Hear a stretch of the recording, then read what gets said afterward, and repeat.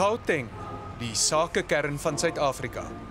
Die kleinste provinsie in die land, maar 12 miljoen mense is hier woonagtig. Gemiddeld 680 siele per vierkante kilometer. En jaarliks klim die syfers soos meer en meer mense deur die blink liggies gelok word. Maar tussen al die geldwissel, verkeersknope en onophoudende lawaai, kry mens nog 'n verskeidenheid fauna en flora. Maar vir hoe lank nog? Want met die toestroming van mense na die stad, word elke stukkie oop grond 'n potensiële ontwikkeling om aan die massas te voorsien. En die druk op plant en dier word al hoe groter, omdat habitatte ineenstort. Een vir een word die spesies al hoe meer bedreig.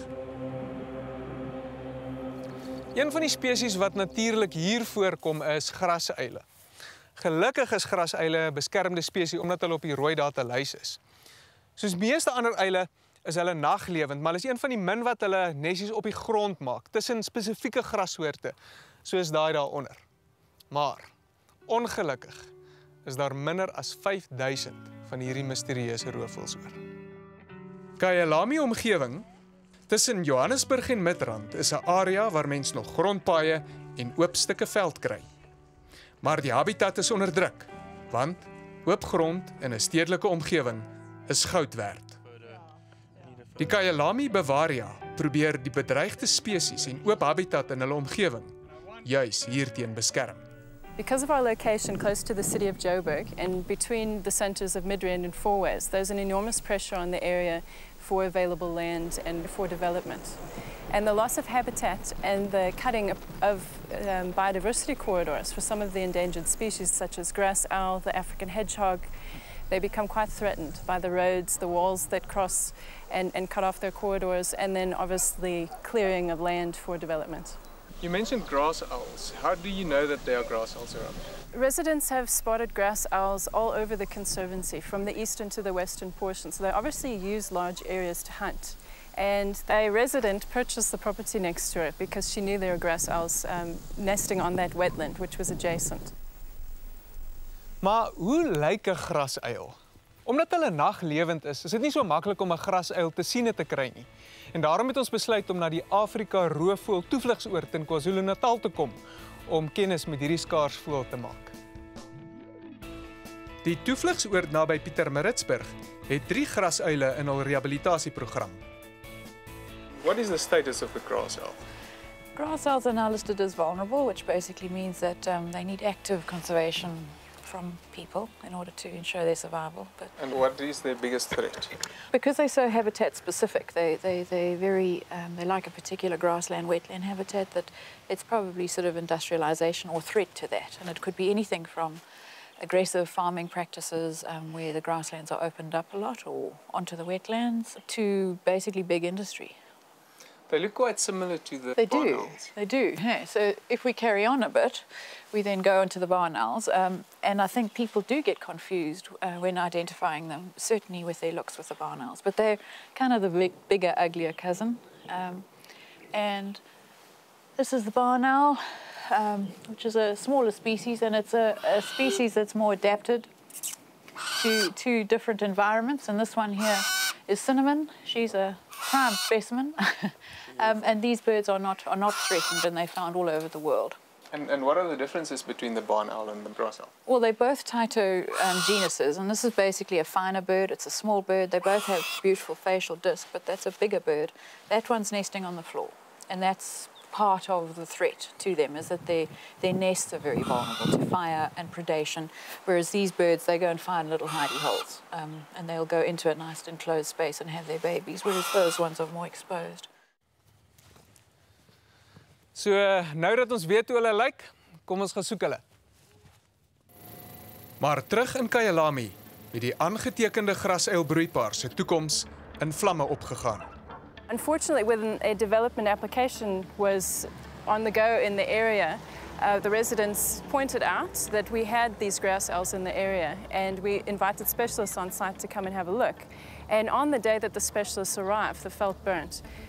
So it was quite tragic from the loss of the grass owls. Their nesting habitat has been destroyed, And the pair that we know were dislocated, we think they might have moved into the property behind us here because it provides very good habitat. So we expect that you would find grass owls in this property. Ons het bevestiging van 'n bron ontvang wat anoniem wil bly dat daar definitief grasuilaktiwiteit binne hierdie hoë mure is. We've made numerous requests to bring specialists on site to do a search to see if we can find some or find evidence of them, and we've been denied access to the site every time we've asked. Hierdie ontwikkeling behoort aan een van die grootste ontwikkelaars in Kyalami, wat 'n klomp ambisieuse projekte in die omgewing aan die gang het. Toe ons die ontwikkelaar per e-pos probeer kontak om 'n grasuil-spesialis by die ontwikkeling in te kry, is elkeen van ons e-posse geïgnoreer. Ons het ook probeer om die omgewingsdokumente van die ontwikkeling in die hande te kry en weer eens geen konkrete terugvoer van hulle kant af nie. Kristen het ook geen antwoord ontvang nie.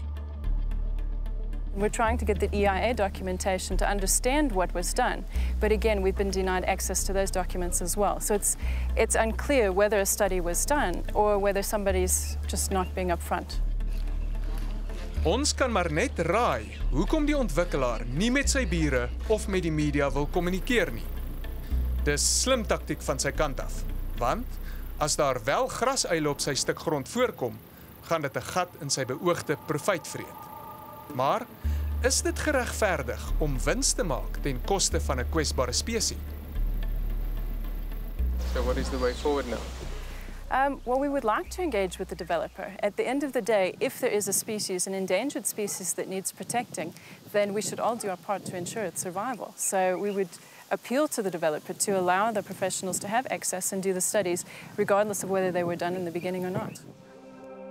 'n Grasuilkenner, Matt Pretorius van die Fonds vir Bedreigde Natuurlewe, probeer juis meer oor hierdie kwesbare uil uitvind, sodat ons hul toekoms kan verseker. Ek het by hom gaan kers opsteek so 2 ure buite Johannesburg op 'n stuk vlei land wat hy sê perfekte habitat vir die grasuil is. Hoe lyk die ideale habitat of die ideale vlei vir 'n grasuil om nes te maak?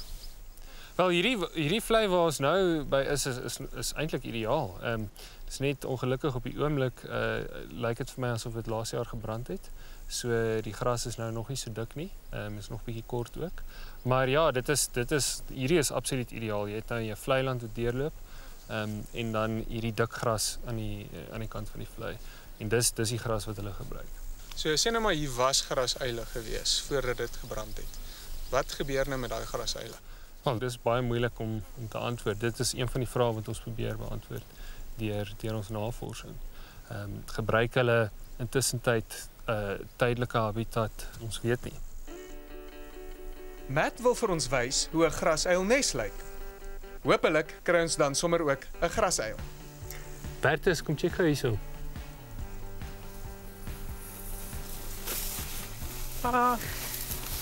Is dit 'n vleirooitjie? Ja, dit is nou eintlik 'n baba vleirooitjie. Ek het hom net hierso gevang. Dis die ouetjies wat die grasuile graag aansmaak. Ja, nee, dit is definitief hulle gunsteling prooi. Vleirot. Goeies. Maar hierdie ouetjie is nog baie klein. Ja, so dis 'n goeie teken dat hulle hier is. Dit beteken daar's dalk grasuile. So kom ons gaan soek hulle. Okay.